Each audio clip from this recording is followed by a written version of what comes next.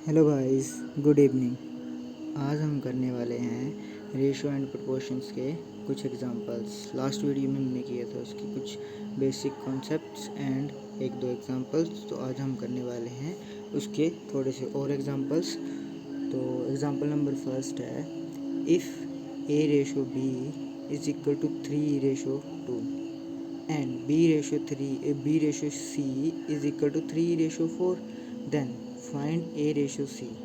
हमारे पास इस क्वेश्चन में दिया हुआ है ए रेशो बी दिया हुआ है वैल्यूज़, और बी रेशो सी दिया हुआ है, और हमने फाइंड आउट करना है ए रेशो सी। एक तो आपको मैंने सिंपल फॉर्म एक बताया था कि ए रेशो बी लिखेंगे हम, और बी के नीचे बी रेशो सी लिखेंगे, और यहाँ पर रेशो बी लिखेंगे, और यहाँ पर रेशो बी लिखेंगे। इसके सामने वाली जो भी टर्म स्पेस खाली होगा उसके अकॉर्डिंगली हम फिल कर देंगे। और एक और तरीका है इसको करने का कि आप क्या करो, ए अपॉन बी लिख लो equals to C upon D लिख लो, और इनको क्या कर दो, मल्टीप्लाई कर दो आपस में। क्रॉस मल्टीप्लाई नहीं करना, हमने सिंपल मल्टीप्लाई करना है। फॉर एग्जांपल जैसे ए मल्टीप्लाई बाय बी अपॉन सी, तो जब हम इनकी वैल्यू लिखेंगे तो 3/2 मल्टीप्लाई बाय 3/4। तो जब हम इसको सॉल्व करेंगे 3 3 ज़ा 9, तो हमारे पास क्या आ जाएगा 9/4 2 ज़ा 8। तो ए रेशो सी की वैल्यू क्या आ जाएगी, जैसे हम लिखते हैं कि ए अपॉन सी लिखना है हमने, तो ए अपॉन सी कैसे आएगा, ए अपॉन बी लिखो, अपॉन में क्या लिख दो, जो बी अपॉन सी लिख दो, मतलब जो सी की वैल्यू है, तो उसको जब लिखेंगे तो हमारे पास वैसी वाली वैल्यू आ जाएगी। जब हमने इसको सॉल्व किया तो हमारे पास क्या वैल्यू आ गई इसकी 9/8। तो ये हमारे पास ए की वैल्यू और यहाँ पर सी की वैल्यू। अगर ऐसे करना है तो ऐसे कर सकते हो, नहीं तो जो मैंने फॉर्मूला बताया आपको वैसे कर सकते हो कि 3:2 लिखोगे, और बी के नीचे बी मतलब 3:4 लिखोगे, और इसके सामने वाली ये लिखोगे, और इसके सामने वाली ये लिखोगे 3। तो जब इनको मल्टीप्लाई करोगे, ये मल्टीप्लाई होंगे आपस में, तो 3 3 ज़ा 9, 3 2 ज़ा 6, रेशो बाई बीच में रख जाएगी, और 4 2 ज़ा 8। बट ये हमारे पास ए आ जाएगा, ये हमारे पास बी, और ये सी। तो हमें चाहिए ए और सी की रेशो। तो ए में 9 है और सी में हमारे पास 8 है। तो वैसे भी हम सॉल्व कर सकते हैं। तो ये रहा इसका सोल्यूशन। अब हमारे पास क्वेश्चन नंबर सेकंड है, ऑफ 60% इक्वल्स टू बी, मतलब ए का जो 60% है वो बी के इक्वल है, बी के बी ऑफ 3/4, मतलब बी का जो 3/4 है हिस्सा है उसके इक्वल है। Then find A and B.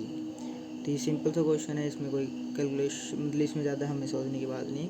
हम सिंपल लिखेंगे, ए ऑफ का लग जाता है मल्टीप्लाई, 60% का लिख देंगे 60/100 इक्वल टू बी आ जाएगा, और ऑफ का फिर से लग जाएगा मल्टीप्लाई, और 3 क्या आ जाएगा 4। तो इसको हम दोबारा से लिखते हैं, A multiply by 60/100 equals to B multiply by 3/4। Simple है। हमें चाहिए ए रेशो बी में। तो ए रेशो बी में सिंपल है कि ए और ये इस साइड उठ के चला जाएगा, तो यहाँ पर मल्टीप्लाई में, तो वहाँ जाके डिवाइड में हो जाएगा।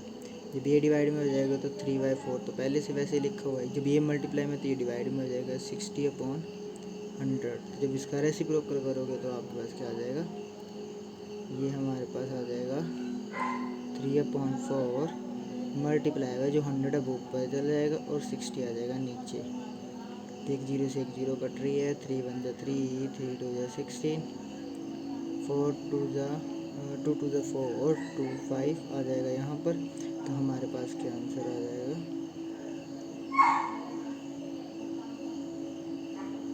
3 2 ज़ा 6 और 2 50।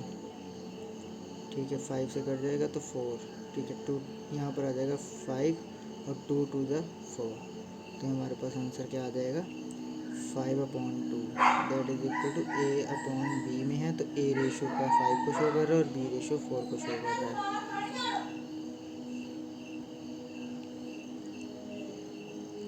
ये हमारे पास है इसका सोल्यूशन। हम चलते हैं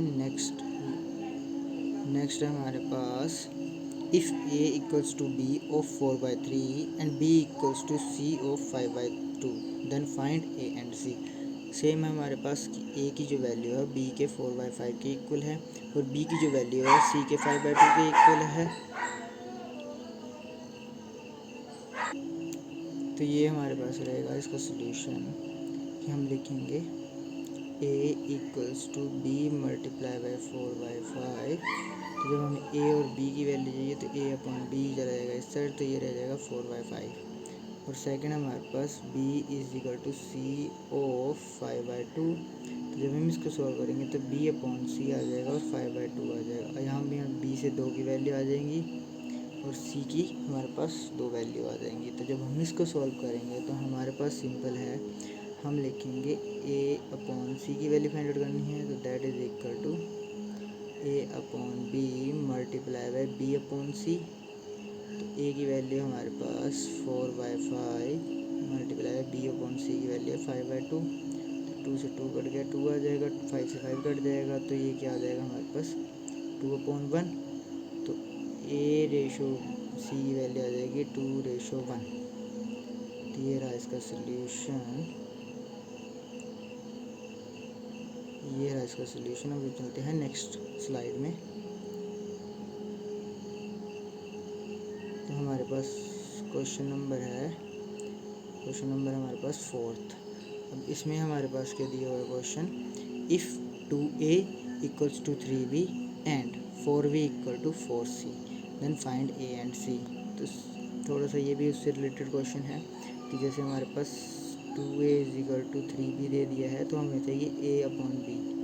तो B को हम इस साइड लेके आ जाएंगे और ये नंबर वाला दूसरी साइड चला जाएगा, तो ये क्या आ जाएगा 3/2। सिंपल है। तो नेक्स्ट हमारे पास क्या आ जाएगा, A अपॉन B का आ जाएगा, और हमारे पास नेक्स्ट है 4B is equal to 5C। तो जब इसको सॉल्व करेंगे तो B अपॉन C क्या आ जाएगा हमारे पास 5/4। फिर से हमारे पास B की 2 वैल्यू आ गई, तो A और C निकालने के लिए हमें ये करना पड़ेगा बाई वाला formula A upon C, A upon B multiply by B upon C। यहाँ से सोल्यूशन आ जाएगा 3/4 मल्टीप्लाई बाई 5/4। तो यहाँ से हमारे पास इसको जो कैलकुलेट करेंगे तो 15/8। तो इसका रेशो क्या आ जाएगा A अपॉन C की 15/8। तो ये रहा इसका सोल्यूशन। क्वेश्चन नंबर 5 है हमारे पास, if A upon C is equal to B upon 4 equal to C upon 7 then find A plus B plus C upon C is equal to क्या value हो सकती है हमारे पास। तो ये हमें थोड़ा सा ध्यान से समझने की ज़रूरत है इसको। अगर A अपॉन 3 दिया है, B अपॉन 4 दिया है और C अपॉन 7 दिया है, तो ये सारे इक्वल हैं। तो हम इसको क्या कर सकते हैं, जैसे हमारे पास A अपॉन 3 है, B अपॉन 4 है is equal to C upon 7 है, तो इसको हम कुछ भी मान सकते हैं। अगर मान के चलो हमने x मान लिया इसको, ठीक है। अभी सारे क्या x के बराबर है, तो जब हम a की वैल्यू निकालेंगे तो A upon 3 is equal to x आ जाएगा। तो यहाँ से हम a की वैल्यू निकालेंगे तो क्या आ जाएगी, a की वैल्यू आ जाएगी 3x। वैसे हम b की वैल्यू निकालेंगे तो b की वैल्यू क्या आ जाएगी हमारे पास 4x, c की वैल्यू क्या आ जाएगी 7x। तो सिंपल है, जब हम इसको सॉल्व करेंगे तो a की वैल्यू मिल गई आपके पास, b की वैल्यू मिल गई, और जब c की वैल्यू मिल गई तो बस इन वैल्यू को इस इक्वेशन में पुट कर दो। जब हम इसको पुट करेंगे तो a की वैल्यू हमारे पास आई है 3x प्लस b की वैल्यू हमारे पास 4x और c की वैल्यू है 7x, और अपॉन में क्या आ जाएगा, c की वैल्यू पहले से 7x है तो वो पुट कर देंगे। जब इनको प्लस करोगे सभी को तो हमारे पास मिल जाएगा 3 + 4 + 7 is equal to 14x over 7x।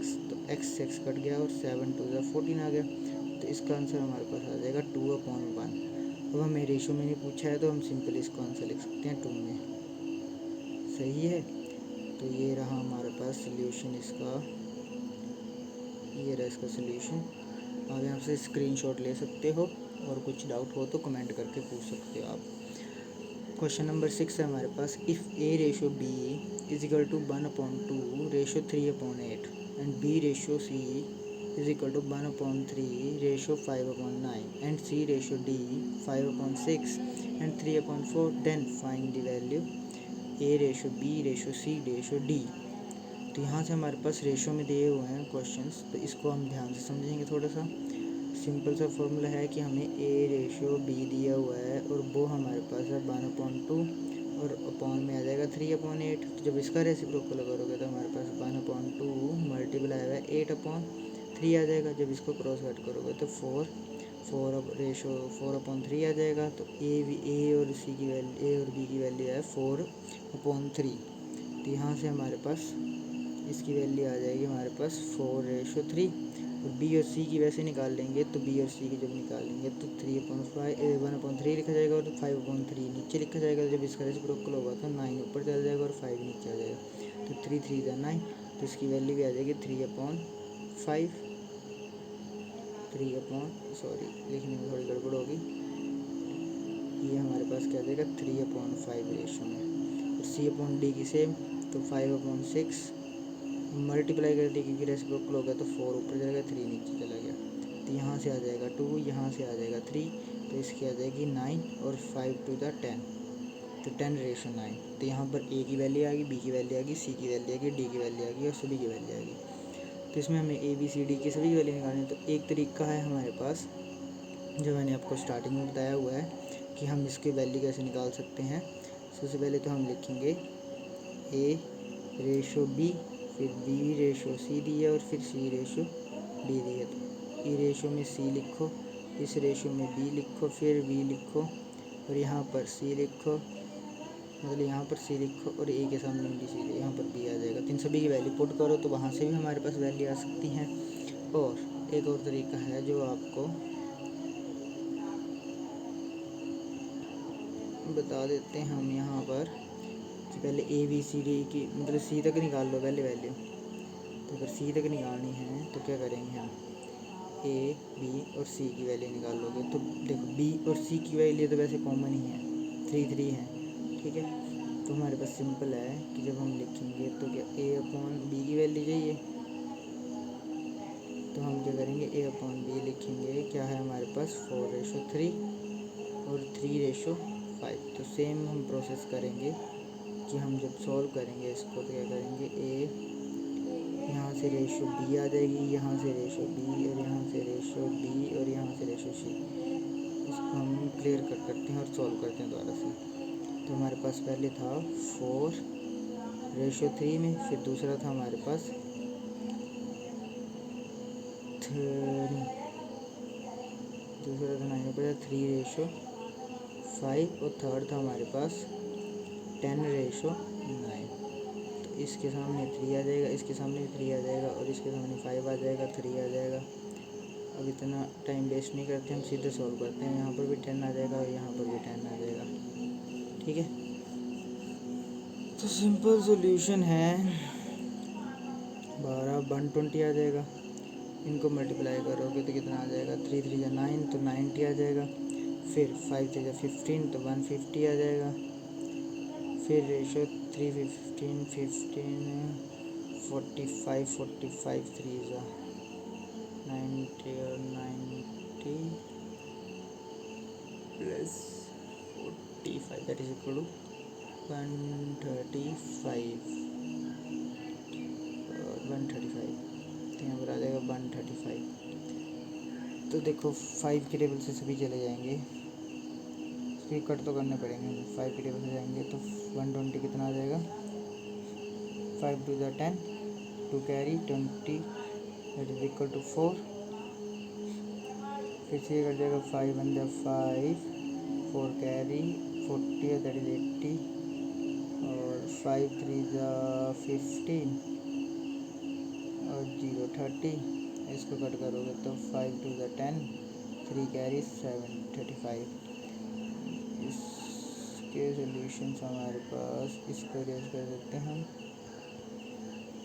इसका काम हो गया हमारे पास।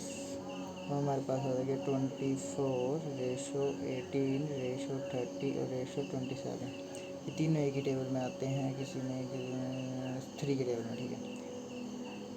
8 3 24 और 8 6 18 और 8 10 और 8 9 हमारे पास क्या आ जाएगी 8/6/9/9। ये हमारे पास आंसर आ जाएगा फाइनल। तो तो ये रहा इसका सोल्यूशन। यहाँ पर मैंने अलग तरीके से किया और यहाँ पर मैंने अलग तरीके से किया। सिंपल, आप ए बी सी की पहले वैल्यू निकाल लो, ठीक है। फिर ए बी सी की वैल्यू निकल गई आपके पास, फिर सी और डी की वैल्यू निकाल लो। देखो जब हमने यहाँ पर सॉल्व किया तो यहाँ पर क्या था, ये बी की वैल्यू 3, बी की वैल्यू 3, ठीक है। जब हम ए बी की वैल्यू निकाली तो 8 6 10 निकला। अब सी की वैल्यू 10 है और यहाँ पर भी सी की वैल्यू 10 है, तो सिंपल है कि 8 6 10 9, इसको कैलकुलेट करने की जरूरत नहीं पड़ी हमें, सिंपल ही लिख दिया हमने इसको, ठीक है। तो guys, thank you for watching me. I hope this video helps you and keep support me. Thank you for watching me.